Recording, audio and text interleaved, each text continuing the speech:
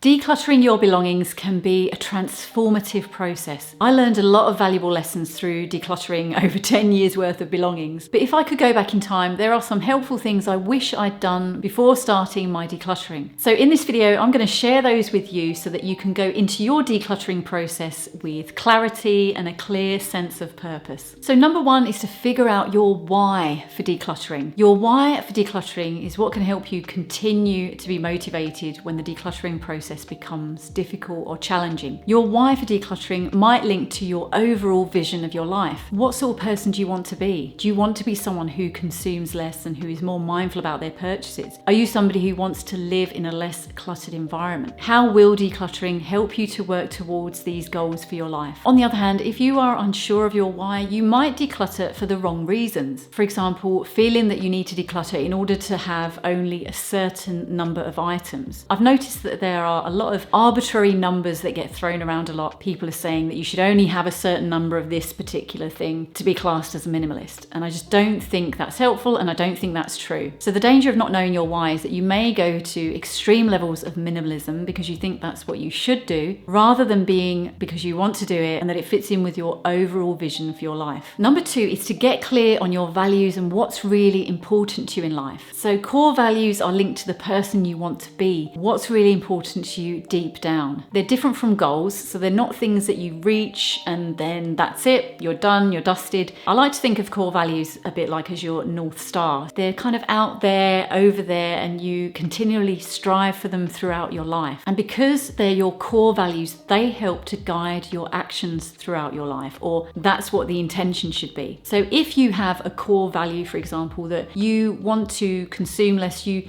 don't want to use as many resources in the world, then an action that might stem from that value is that you're more mindful about your purchases. You use up what you have, and you're a lot more careful to ensure that the things you're purchasing are things you genuinely need. When you're clear on your core values, you're less likely to be swayed what other people think or what society expects of you, and perhaps even less likely to be drawn in by those very clever marketing tactics that we see online and on social media. And there's a really useful values exercise that you can do where you explore each area of your life, what's really important to you in those different areas, how much you feel you're currently living to those values, and then what you can do to help you live more in line with those values. And I will link the worksheet down in the description. So the third thing to be aware of before you declutter is be mindful that decluttering takes courage. Decluttering is tough mentally and emotionally, and I wasn't prepared for how tough it would be. If you have a lot of stuff to declutter, the chances are that you are going to come across items which are sentimental and that you have a strong emotional attachment to. I had things that had been bought for me by people who have long since passed away. But these items were more often than not broken. They weren't of any use to me or anybody else, but I'd held on to them because it just felt too difficult to let them go because of that emotional connection. But when I did sit down and think about it objectively, I realized that even though I was going to get rid of it, the memories and the connection with that person were not going to disappear. They were still going to be in here. To let it go and to recognize that actually that connection still remained was a huge relief. Another side of courage is that decluttering sort of gets you to face perhaps some unwise decisions that you've made in terms of items that you've bought. There were a number of things that I've bought that I spent quite a bit of money on that I hadn't really got use out of, and it took some courage to admit that to myself and see that going forward I needed to be a lot more careful with how I spent my money. And the key is to try not to beat yourself up over this, because you're more than likely going to get stuck in guilt, and that is going to stop you from moving forward with your decluttering. I think it's good to learn lessons from the process and then make a commitment to change how you go about purchasing items so that you don't end up in the same place in future. Number four is to be aware that decluttering is not a one and done deal. It's something that you're going to need to keep on top of consistently for the rest of your life. And like I said, this is about being more mindful of your purchases and the things that you bring into your home to make sure they are things that you genuinely need or that they will serve a purpose. Even if that purpose is that they bring you joy. I think having something in your home that gives you you enjoyment, that you can smile when you look at it, I think that's just as valid. I don't want my house to be a box with 4 walls with nothing but functional things in it. I want it to feel like a home to me. And that is about ensuring that I bring things into my home that have an actual value. So decluttering regularly can be things like not allowing statements or bills to build up, but shredding them or filing them away if you need to. Having a one in, one out policy for clothing, for example, so that if you buy one item, you're decluttering another. Decluttering doesn't just relate to physical items though. It's an attitude or a mindset that can apply across all areas of your life. For example, it might be about considering letting go of any relationships that aren't bringing positivity into your life, or that maybe you feel they're actually unhealthy. It might be reviewing if you're happy in your job, whether that's fulfilling you or whether you want to move on to something new. And decluttering can also apply to your time. So decluttering things that you don't really want to do anymore. So stop doing the things that aren't bringing you joy, they're not your passion, and focusing your attention on the things that do actually bring you meaning and fulfillment. And you can learn more about that in Greg McKeown's book on essentialism, and I'll link to that down in the description. So number 5 is to reframe your view or your perspective of decluttering. Reframing means thinking about something from another perspective. If you were to put a picture in different picture frames, the picture remains the same, but actually it can look quite different depending on the frame. So that's what is meant by reframing. Decluttering can be a daunting process, and the attitude that we take into that decluttering process can make a difference to how we experience it. A helpful way to look at decluttering is to see it as a way of editing your life into the way that you want it to be, rather than as something where you're taking things away. Another perspective you could take on decluttering is that you are making more room for the things that matter to you in life. And this doesn't mean to say you're going to be immune from any difficult feelings that come up through the decluttering process. These feelings are understandable, and as a therapist, I think it's important to acknowledge them rather than avoid them. Number 6 is that remember, you don't need to declutter all at once. My big declutter took place over the course of the week. I had a week off work and we just went for it across that week. I remember during that decluttering process that I decluttered some items out of a particular room, and I thought that room was then done. But as I carried on decluttering throughout the rest of the house, my mind kept going back to that room and thinking about things I'd left there and realizing, okay, maybe I don't need those things either. So first time round for decluttering, you may not get rid of all of the things that eventually you end up getting rid of. I found that my why for decluttering became stronger as time went on, and my ability to be more objective